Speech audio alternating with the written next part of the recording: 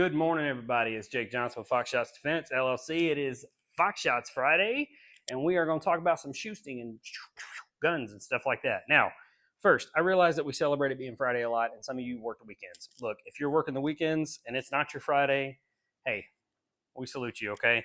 Thank you for working the weekend so some of us don't have to. Hopefully you get to a point in your career where you don't have to work the weekend every weekend, and we all are wishing that for you.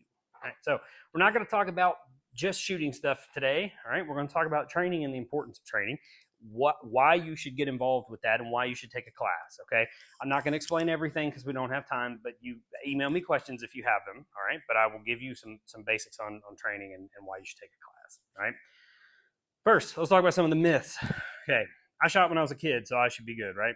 Nope, your hand was about that much shorter when you were a kid. So anything you tried to do with muscle memory as a child when you shot when you were like 12 or 13 or even as like 14, 15, probably not going to be the same, right? Mentally, you've come into a new space. You're an adult now. It's a little different. So I wouldn't count on things that you did when you were a kid to just show up in adulthood. It doesn't really work that way, all right? I'll just know what to do when the time comes, right? This is the dangerous end. It's in my nightstand.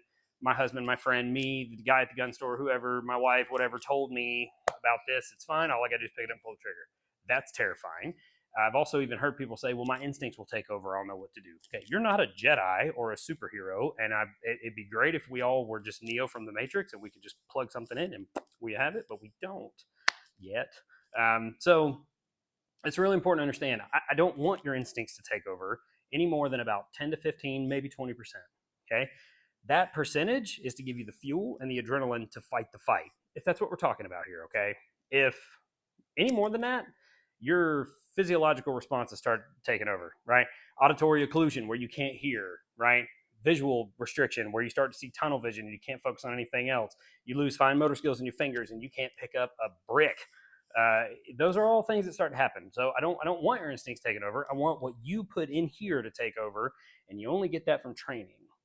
Okay, you got to train. You don't have to train all the time. You don't have to do it all the time. Okay, but you do got to train enough, just enough to get you in that mindset and in that mode where your body and your mind can work together to do the things they need to do. I can be self-taught. I'll just use the interweb. John Lavelle has great videos, and I'll just watch him. He is a great instructor. There's tons of instructors on YouTube that I think are amazing instructors, and I would love to be able to go take their class if they were on this end of the country. Now, here's the thing with being self-taught. Okay, you're going to do a lot of unsafe things on the way to being proficient. That's number one. Number two, you don't have the supervision of an instructor to stand there and watch what your hands and you are doing as a person with a body holding a gun. So if you don't have that and you don't know what to do, it's going to be really hard to stave off bad habits. They're going to show up, okay, because you're going to do whatever kind of feels right, and what feels right is not always best in shooting. It just depends on what it is. So self-taught is okay for learning some like advanced things. You want to practice, or you want to get some new drills. Yeah, okay, obviously. But when you're a brand new shooter, or even if you've been out of it for a long time, be very cautious about being self-taught. Okay. Reasons most people don't take a class. We'll go through this stuff quick. I don't want this to be too long. So, other people in the class. Yep, I totally get it. People can be annoying. The world is kind of about people, by the way. Just I know everybody's like, oh, I hate people. Well, okay, well, calm down with that because the world's about people. If you truly just don't like being in a class with other people, that's fine. I offer private instruction. You can email me. We'll go to a range together. We'll sit in some kind of forum where I can teach you a little bit before we step on the range. We'll do some things like that, and I'm happy to do that for you. Okay. Full disclosure, and this is pretty much true with any private instructor. Okay. If you are looking to do like 6 to 7 or 8 hours of private instruction with added cost of ammo and the range and all that kind of stuff, it's not as cost effective as just taking a class, right? Instructors are able to offer lower prices on classes because we're able to get volume, right? We're able to get more people, wholesale things, rent a space for multiple people for the day, things like that. And that's exactly what we do. So just understand that if you're looking to do private instruction for a full thing, and you just know it's not as cost effective. Some people don't care about that. That's totally fine. I will train you regardless. It doesn't matter. All right. Another reason, it's intimidating, right? Yeah, shooting handguns about one of the most violent things you can do between your hand next to actual violence, okay? It's loud, you need ear pro, and it smells, and you need eye pro, and like every once in a while you realize that little brass shell coming out of there is kind of warm. It might hit you in the neck or something. Yeah, it happens, okay? It's a little bit intimidating, but here's the thing. It can get over, you can get over it. your fears are they're not really a thing. It's not. You can get over it. I'm just telling you, you can, and I'll help you do that. Okay, it's dangerous. This isn't one I hear a lot. Well, that's too dangerous, right? You know what's more dangerous is yanking out a pistol and going Yosemite Sam on somebody when you've never even shot a gun. That is dangerous. But all joking aside, you do a lot of dangerous things every day. You drive on 41 North to Green Bay. We all should get a medal for doing that and not dying. Okay. You cross overpasses and bridges. You walk by shady people that you don't even know are shady people. You go to sporting events and sit with 60,000 people that could easily erupt into a violent mob at any time. There's all kinds of stuff that's dangerous, y'all, and you do it every day. So why not do what we usually do? Take the dangerous thing, inject some safety into it, put some precautions and some rules. That's what I've done.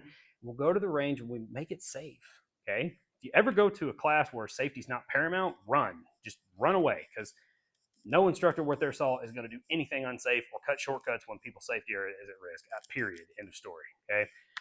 If you show up to my class and do unsafe things, I'll drop you from the class like third period French, man. You'll be gone. I'm not playing that. Now, I'll give you warnings. I'm not going to be a turd about it. Okay. But be careful, because we do things safely. We're not just going to go in there and just random. We don't do that. All right. So what makes Fox Shots different? Let's close this out.